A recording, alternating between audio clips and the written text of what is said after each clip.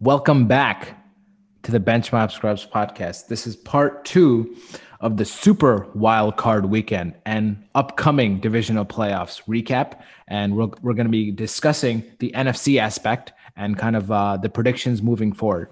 I think we were talking about Tom Brady and his ageless wonder. And as much as I'm a Peyton Manning fan and I'm always going to be, you can't deny greatness. And he had it on full-fledged out there against a great defense, even though a very undermanned Washington team, which played with a lot of heart and grit. Buccaneers were too good, and it just showed. And they're going to be moving on. So what are you guys' thoughts about that game? Yeah, I can go first. The Bucks, they, it was closer than I thought it would be, right? I mean, Washington team, you don't really have any stars on that end. You have the Bucks with all the firepower. What are you looking at? Nothing. No, we're distracting you to get better, Danielle. what kind of sorcery is this?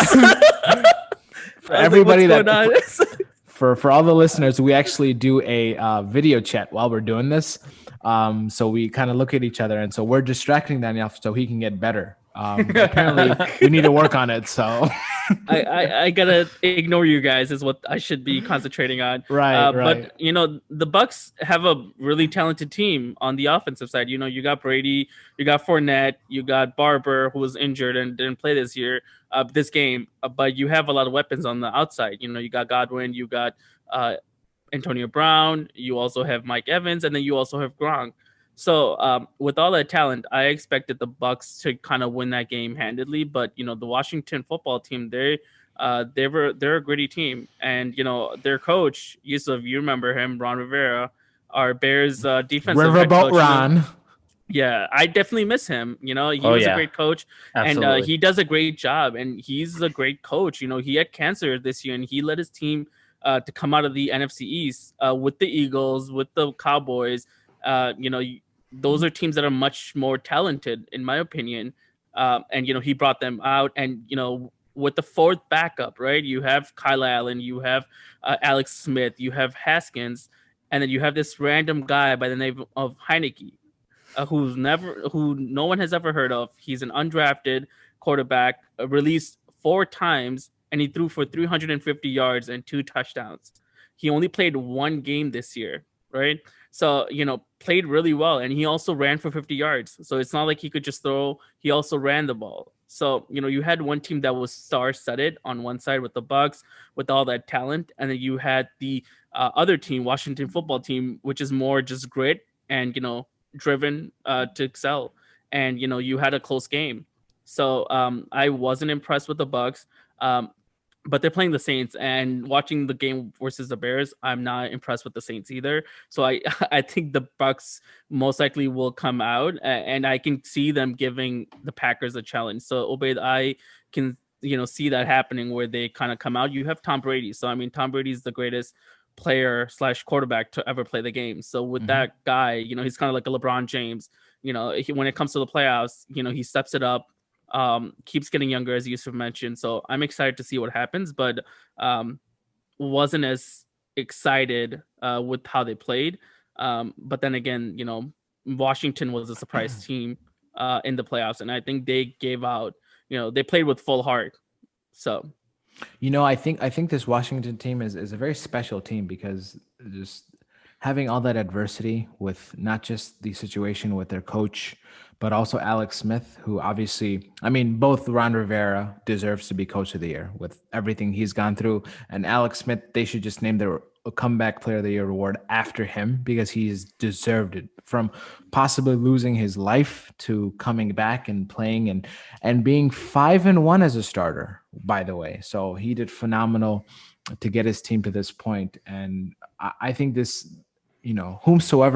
whatever happens in the future, but if this Washington team gets a quarterback that they can build around for the future, I think this will be a very, very special team going forward, where they're going to have they've made a lot of fans because of how they played this year. And with everything going on inside and outside the locker room, and I do think that this team is special, and they're going to be, really, really good for the years upcoming. But not taking nothing away from the Buccaneers. Look, it's not the Bucs' fault that they played against Washington or they played against a team without a quarterback. They played who they played and who was on their schedule, and they did good enough to play a top 5 defense and play really well against them. And to credit Tom Brady, he played phenomenal. He 380 plus yards passing, and Mike Evans did great.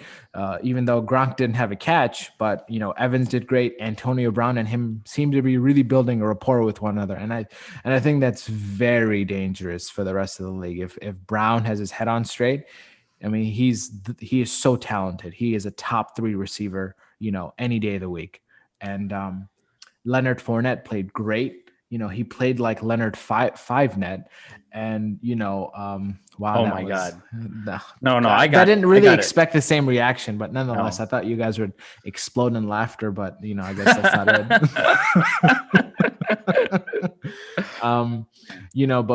But I truly don't think going into the Tampa Bay is the hottest team in my opinion in the playoffs, and I think they're playing well. They're clicking on offense, especially Brown and Brady, and they have Godwin as well. That's a good I guess insurance policy is Godwin's there, Mike Evans is there, Antonio Brown's there, Leonard Fournette's there. They're probably going to get Ronald Jones back, and you have Gronkowski there, you have Cameron Brate, you have Scotty Miller. Man, he's got weapons. He's got a lot of weapons, and he's got a smart coach to get the ball to those weapons. And they have a great they have a good defense. Terrible pass defense, but good run defense. And that's what it takes in the playoffs is you got to stop the run, and that's what they did. And so they're moving forward. And as much as I love my guy Drew Brees, I don't think they have much of an opportunity. Yeah, no, I mean, I think you guys covered pretty much everything within the matchup. I just kind of wanted to add something, which is this is probably the matchup that I'm actually most looking forward to for a slightly different reason, right? I mean, like Danielle said, were the Saints super impressive against the Bears? Not really. The Bucs, they had their moments and everything like that. But ultimately, this matchup is a once-in-a-lifetime Brady versus Breeze, top 2 quarterbacks who've ever played. You look at most passing yards. Wow, did Aaron Rodgers die? What happened? Well, no, I'm talking about statistically. Okay, all right. Number 1, Drew Brees, 80,000 passing yards, right? He's number 1 all time. You know who's number 2? Tom Brady at almost 79,000 yards, okay? Then you go to most touchdowns all time.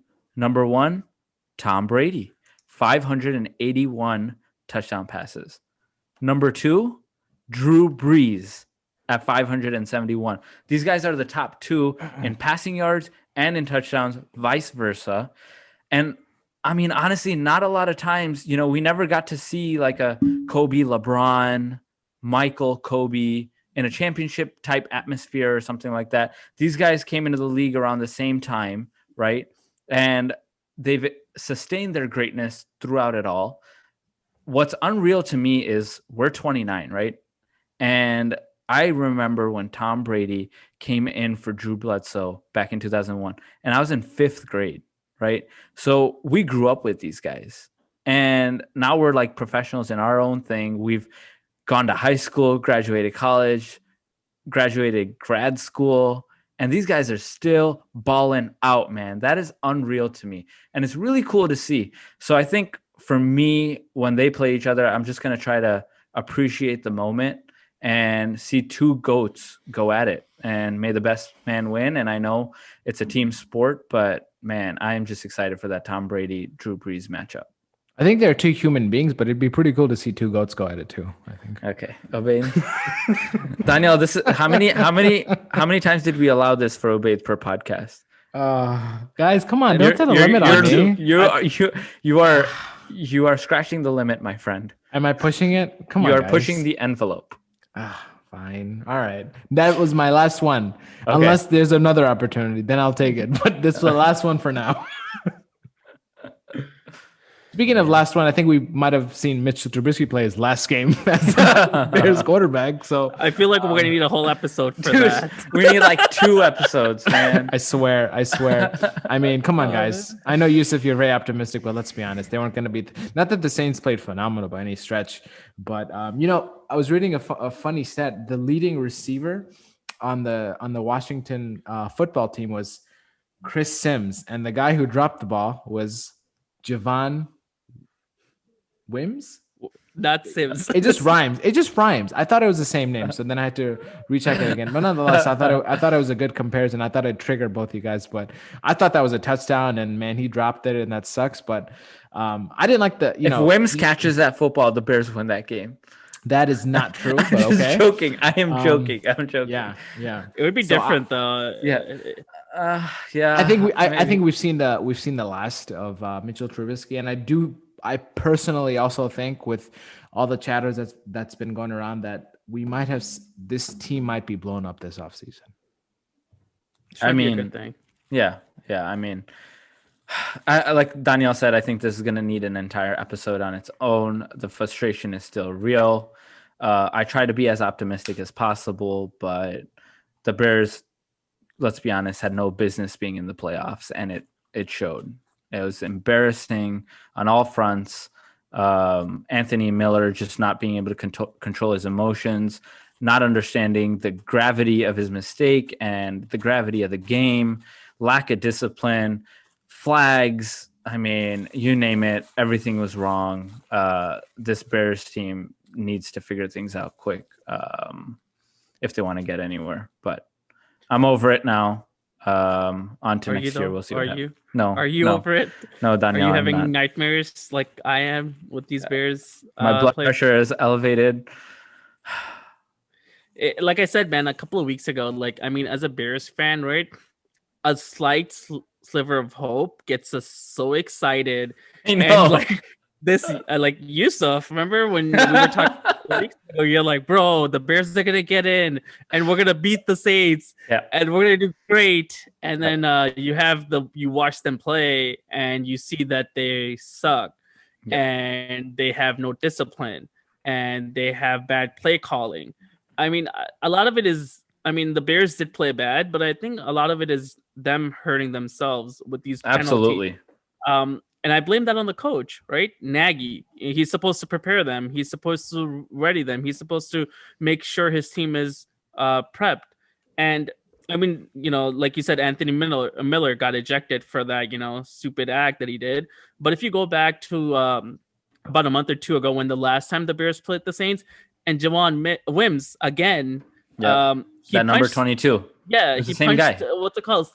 And if I was the Bears organization, I would have. He's like he's like the fourth or fifth receiver, and I would have, dropped him, and not keeping him allows other players to do the same thing and not having repercussions. Yeah, and that's kind of what you're setting. You do that in a game where you're like the fifth backup receiver, and you have no consequences, and you're gonna have other people at times in the playoff. They're gonna do the same stupid stuff again. And, I see Nagy going over there and talking to him. Like, why the hell are you talking to him? You got to be yelling at him. Like, right? Yeah. I mean, no, I agree. See frustration. And I agree. Nagy, it's good. I like him as a culture setter, like I've said before, but it's not all about just culture setting. You got to be tough. And I don't know if he's tough on his team because it doesn't work, right? I mean, these guys keep making the same exact mistakes. And I mean, the talent-wise, I think they're good. I'm not saying winning a Super Bowl or anything, but I think they could compete in the playoffs. But the way they played, it was just terrible. And obviously the drop in the first quarter by Wims, it was just disappointing. And I think it let out the air for the whole team. They were like, that's our one play that we were banking on for getting a touchdown. If we can't score on this, we're never gonna score.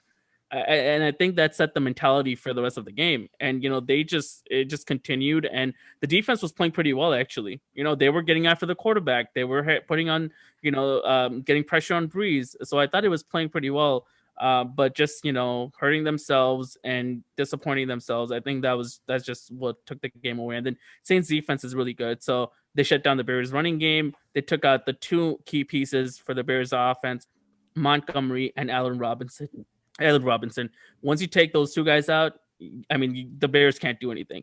And I mean, Trubisky, I was kind of giving him props, but man, some of the things he does, it just makes you question, like, is he, a starter? Is he worthy of being a starter? Because like 4th and 3 or 4th and 4 he goes out of bounds. Like he doesn't even try. It's the effort that matters, right? I mean, I'm not saying, convert, but I want to see some effort. And then some of the plays he does, like, it's just frustrating.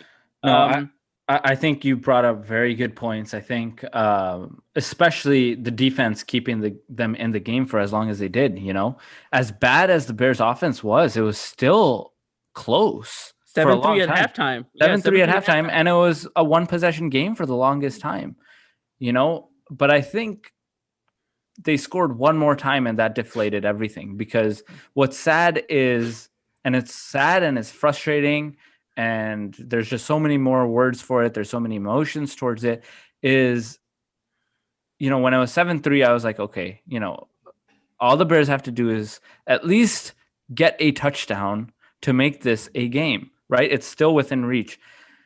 What's sad is the Saints score next, and I'm like, oh man, I don't have enough belief in this team to score 2 times. And it's not the first time, right?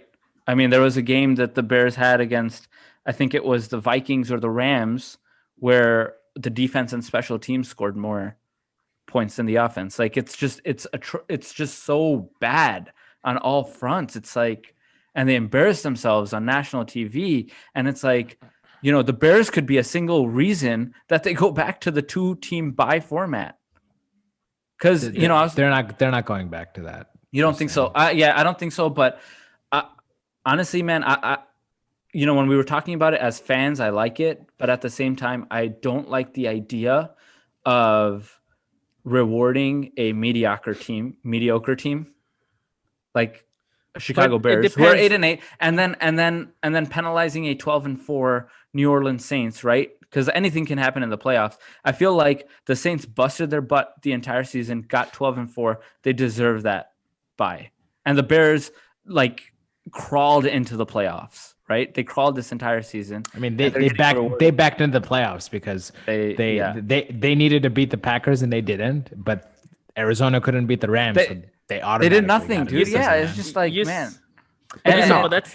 I mean, it's not about rewarding or whatnot. I mean, we had this conversation in terms of having a 7 seed. I mean, there's been 6 seeds to win the Super Bowl, so it's gonna be one of those teams where that this start off the season slow, and it's usually the team that wins the Super Bowl is usually the team that ends the season the hottest. That's what it usually comes down to. And a 7 seed who just makes it in because they played well toward the end of the year, it's different than kind of backing yourself in the playoffs. So I wouldn't say just because of one season, have that. And that's never going to happen with the NFL. Let's be honest. It's a revenue shark. They always want to make money. It's a revenue thing. It's not, but I like it. I got 2 more games. I mean, I liked it. But we get 4 more games because the divisional round. You know what I mean? And the AFC the AFC side, right? The Bills and the Colts. That was a really, really good game. Man, here's the thing. That was a good game. There you go. Here's the thing, though, man. That's the thing. If I'm a number 2 seed, if the Chicago Bears, if ever in my lifetime, are a number 2 seed going into the playoffs, I would wish that they had a bye instead of playing a lackluster team that just is the 7th spot. And in the AFC it was a lot closer, right? The Colts were a really good team, and so the level of competition was very close. But you look at the Saints, who are number 2, and the Bears, who are number 7. There was a light year difference between those 2 organizations. I mean, right in front of you. I don't think that. I disagree. I think going into the game, going into the predictions, everyone thought the Bills would absolutely stomp the Colts. They didn't. And we all thought, even me, I thought, what, of all these games, I think the team with the shot, to upset is the Bears, just because of the way they play their defense. Not because Mitch Trubisky or Nagy or Allen No, Robinson. no, Because of the but defense. forget. That's why.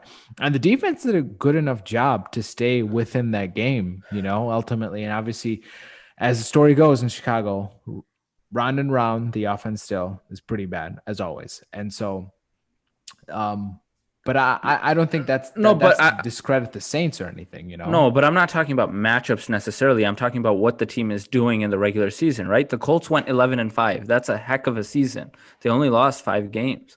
The Bears were 8-8, and the only reason the Washington football team made it with a 7-9 because NFC East is, well, the NFC East with the Cowboys and the Eagles and the Giants. So if you're a division champion, okay, fine. But 8-8, I mean, that's just not. I don't think this argument you can go back to. It's been happening for years with division winners and having. But this is the first time a seventh seed. No, but this is the first time a 7th seed has made the playoffs. Exactly, but just because it's a team that you root for and they didn't do good because they backed up, I should be happy that the Bears made the playoffs. Right, I was right. I told you. I told you guys you shouldn't be happy because because me and Obaid have a reversal of roles now. You being happy that they got into the playoffs is only a demise to the future of the Bears because 100% the change that they needed, dude, 100% would have happened a lot quicker if they didn't. 100%, I agree with you. I think, like Danielle said, we're Chicago Bears fans. We bleed that orange and blue, and we get caught up in that moment, right? We see how bad Mitchell Trubisky does early on in the season and last year and stuff, and then he has 3 great games, and we're like, holy smokes, this is the dude, this is the guy, here we go. And we set ourselves up for failure. And so the same thing happens. And so I'm admitting to this, right? I get caught up in that moment. The Bears have a chance to go to the playoffs. I thought, it would mean a lot more if the Bears were able to beat the Packers. Obviously, that wasn't going to happen, especially when the Packers had something to win for. Everything had to go for the Bears. The Cardinals lost, and that's how the Bears got into the playoffs. And then once they're in, you're like, okay, here we go. Fighting chance, right? And then they embarrass themselves again, and you're just like, all right, this team shouldn't even have been in the playoffs to begin with, and we could have just maybe blown this up earlier rather than later. But that's either near here nor there. Speaking of near, what was it saying? What's it saying? Neither near or here. Neither here nor there.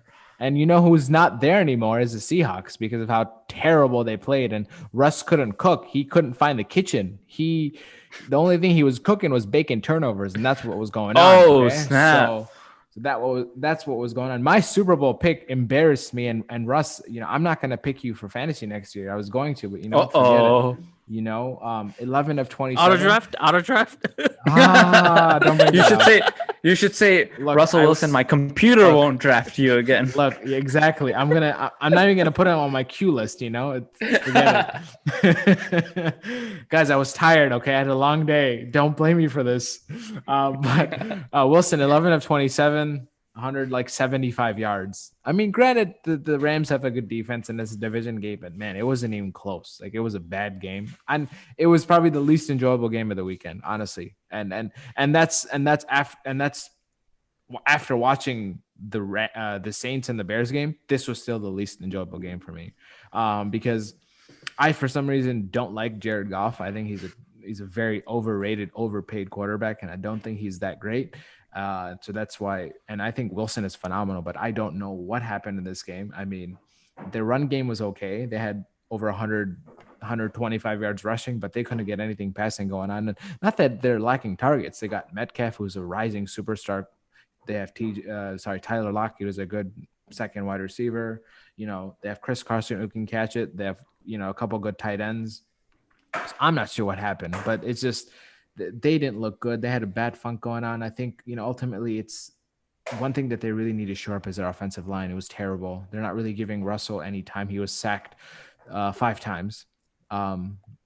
Sometimes because he held the ball down too long, but because his wide receivers couldn't get open. So it's kind of one of those damned if you do, damned if you don't kind of things. But they were very unimpressive, and Rams got the win, so credit to them. but I'm not going to pick the Rams to beat the Packers because the Rams lost to the Jets. So that's it. That's my rationale. And you cannot, change my mind. This is the game I'm probably least looking forward to, honestly. I just don't think, I agree with Ubaid with Jared Goff. I think he's overrated. I don't think he's that great of a quarterback. He's mediocre at best. Shout out Usman Mohammed.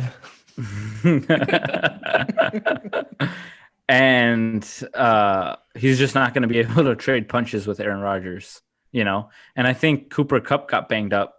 So I don't know if he plays or not, or if he plays injured. That's one less target for Jared Goff. And then Jared Goff is already playing with like a bad thumb or something. The Rams don't, they beat the Seahawks, but the Seahawks, I don't know what they were doing. They didn't look impressive. The Rams looked okay. I think the Packers will beat the Rams. And I think that'll probably be the one that has the biggest margin. Okay. So you're sticking with the NFC in that. Okay. What about you, Daniel? Yeah, as you guys said already, the most disappointing team out of the playoffs, wild card round, was for me definitely the Seattle Seahawks. Very disappointing. Like Obeyed, I also had them coming out of the NFC. Just losing to a Rams team that was already with a backup and then getting hurt and then having Goff come in with a broken thumb, and you lose to that team with all the weapons that the Seahawks have and Wilson has. Just very disappointing. And as Obeyed already mentioned, Wilson only had 11 completions and 1 touchdown and 1 interception. And then Goff wasn't better. He only completed 9 passes. So it was definitely another defensive game. And, the one thing that the Rams are great at is passing defense. And they frustrated Metcalf. Metcalf is a beast, but Jalen Ramsey is also a beast. And he just frustrated the hell out of him. He was getting mad when he went on the sideline and just, frustrated. And I think that's the thing. When you get someone frustrated and into their heads, they start struggling, right? And that's what happened with Metcalf. That's what happened with Wilson. And the Seattle Seahawks offensive line is just atrocious. And, Wilson has no time. But regardless of that, he should have played better, especially in the playoffs. And I expected more from him and Pete Carroll. So very disappointing. But the Rams defense is really, really good too. So I'm interested. I know it's not going to, I think it's going to be a blowout as well, but I'm interested to see Ramsey versus Devontae Adams. I'm going to see how that goes. But other than that, I don't think the Rams have a chance unless their defense creates turnovers and Goff has an amazing game, which I don't think is going to happen. But, the Packers defense isn't great. So I'm hoping and praying that it's a good game just so we enjoy watching it. But overall, very disappointed. Aaron Donald is a beast. Another 2-sack game. And you know who else had 2 sacks, Yusuf? Leonard Floyd. Dude, yeah.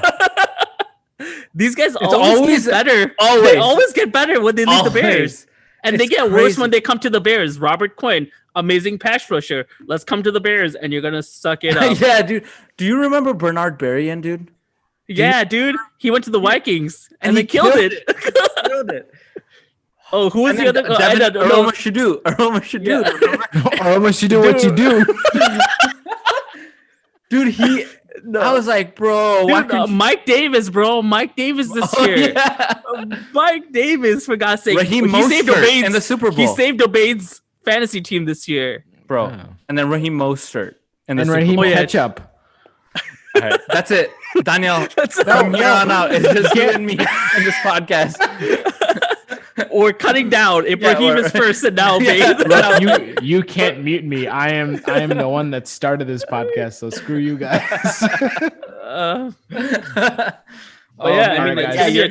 You're absolutely right, Daniel. I don't know. That's literally what I was thinking when Leonard Floyd had 2 sacks. Right, nobody wants to hear about depressing Bears news because they suck and they're not going to get better for a long time. So let's move on to more important topics of your divisional predictions, bold predictions, and also who do you think out of these 8 teams has the best shot of going all the way and winning the Super Bowl?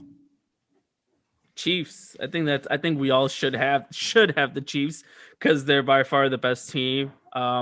Obviously, they haven't played in the playoffs yet, so we don't know, but they should be rested, should have all their players back. I'm not sure if their running back is good to go, the rookie. Kind of interested in seeing that. But, on the offensive side, Mahomes is a beast. Hill, Kelsey, Watkins, Hardman, too much talent on that side. So we'll see how that goes. And they're playing the Browns. As we mentioned, the Browns had a good game, but I don't think they're going to be able to keep up with the Kansas City Chiefs. And then on the other side, we got the Bills and we got the Ravens. The Ravens, I think, are going to come out and beat them. So I have the Chiefs coming out from the AFC, and then the NFC. Packers are going to beat the Rams, and the other teams we have are Bucks and the Saints. I think the Bucks are going to beat them, and then it's going to be Bucks versus the Packers. That's going to be a really fun game if that happens, right? Rodgers versus Brady. You could say those are probably when everything is said and done, probably the two top quarterbacks of all time. And at that point, I mean, I'm hoping it's the Bucks because I'm not a Packers fan. So hoping it's the Bucks, but regardless, who comes out of the NFC, Chiefs should win it all again. Yeah. I'll go next. I think I'm with Danielle. I think the Kansas City Chiefs, Patrick Mahomes, Andy Reid. I love Andy Reid. Andy Reid is one of the greatest coaches of all time. I've been singing his praises. He is an amazing leader, and I think he deserves a lot of credit for what Patrick Mahomes has also been able to accomplish, just giving him that confidence and that free reign to throw the ball wherever he wants, So I have the Chiefs beating the Browns. I have the Bills coming out on top against the Ravens. The Ravens looked really impressive with Lamar Jackson. But I think, Josh Allen is a beast, and he's got Stephon Diggs. Even without a solid run game, I think throwing the ball is where the Bills have thrived this entire season, and I'm banking on that for them to get the W against the Ravens. So it's going to be the Bills and the Chiefs in the AFC Championship, like I said earlier before the playoffs started, and the Chiefs coming out on top. On the NFC side, the game I'm least looking forward to, the Packers and the Rams. I think Aaron Rodgers makes easy work of the Los Angeles Rams. You heard that right, Usman. Easy work. So the Packers will win. And then the game that I'm most looking forward to, for the reasons I alluded to a little bit earlier, Tom Brady, Drew Brees, once in a lifetime type matchup. But I have Tom Brady and the Bucks coming out on top. I think you can just never bet against Tom Brady. I think he remembers and takes things personally. So the fact that the Saints beat them twice earlier in the season will only help motivate him even more. Not that he needs any more motivation, because he is one of the greatest of all time. And then it's going to be an Aaron Rodgers, Tom Brady showdown in the NFC Championship. But I hate to say it, I still think Aaron Rodgers and the Green Bay Packers will come out on top and play the Kansas City Chiefs in the Super Bowl. I mean, pretty much most of our picks were comparable. I think the game that probably all differed on was probably the Bills and Ravens. I think that's where both of you guys differed. I will lean toward Ravens because that's what I had at the beginning of my predictions before the playoffs, though it's a lot closer than I think. I think the Ravens will squeak one out, but I will not be surprised if Josh Allen balls out and wins. And I do agree the Rams-Packers game's going to be probably the most uneventful game of the weekend. I hope I'm wrong, but that's probably what it's going to be. Not surprising. It's the first game that they're playing, so makes sense. I do think the Packers will handily take care of the Rams. The Ravens will squeak out the Bills. And then on Sunday's matchups, my bold predictions are both on Sundays, actually. Number one, I think the game with the biggest margin of victory will be the Bucks and Saints. And I think the Bucks will take care of the Saints. And I'm saying it might be at least a 14-point victory, in my opinion. And then Browns and Chiefs, another bold prediction. This will be the closest game of the weekend, and I do think, and that's because, man, maybe I'm just I'm going off of that Browns high right now because of how well they played against the Steelers, but I do think that they showed something, and they're aside from just being the Browns, and I understand what Juju said. I get it. It's the Browns, and it's the Cleveland Browns. They suck. Like, but this team's different, man. And then they're built for playoffs. They can run the ball. They can play good defense. They have a great offense. They're built good in the trenches. Myles Garrett balls out. Nick Chubb, Kareem Hunt. They can all do it. That they're a bad matchup. This is the worst possible matchups the Chiefs could have gotten in the second round. I'm telling you guys, they don't have the greatest defense, especially rush defense, and they have the ability to keep Mahomes off the field for a while. And again, I won't be surprised if the final score is like 49-10 Chiefs, but I have a feeling that this is going to be one of those 28-24, 27-24 games, and I do ultimately think the Chiefs will win this game. Yes. And then going into it, Chiefs Ravens going forward, I think the Chiefs will take care of the Ravens. And the matchup of Packers and Buccaneers, the most accomplished quarterback of all time and the most talented quarterback of all time.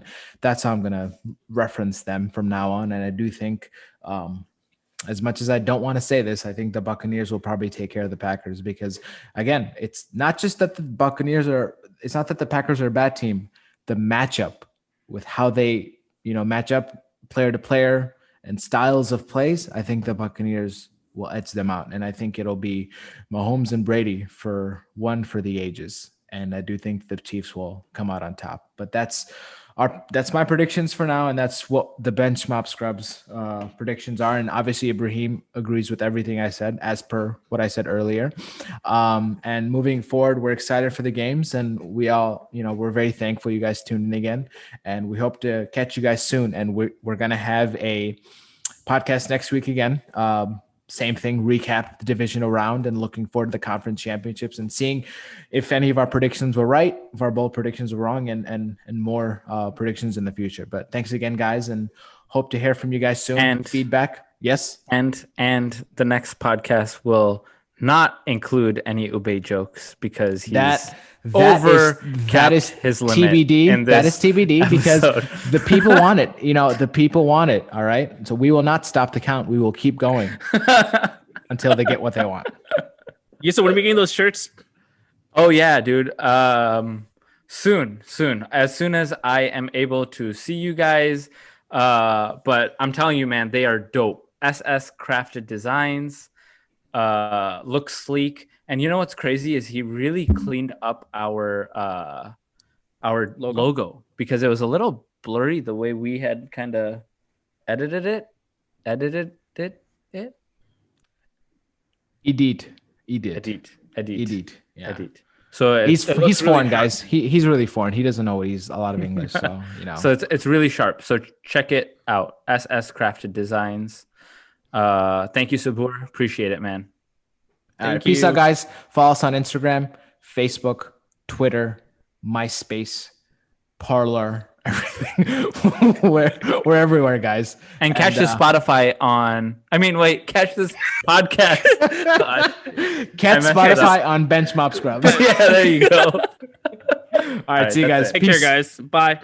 See ya.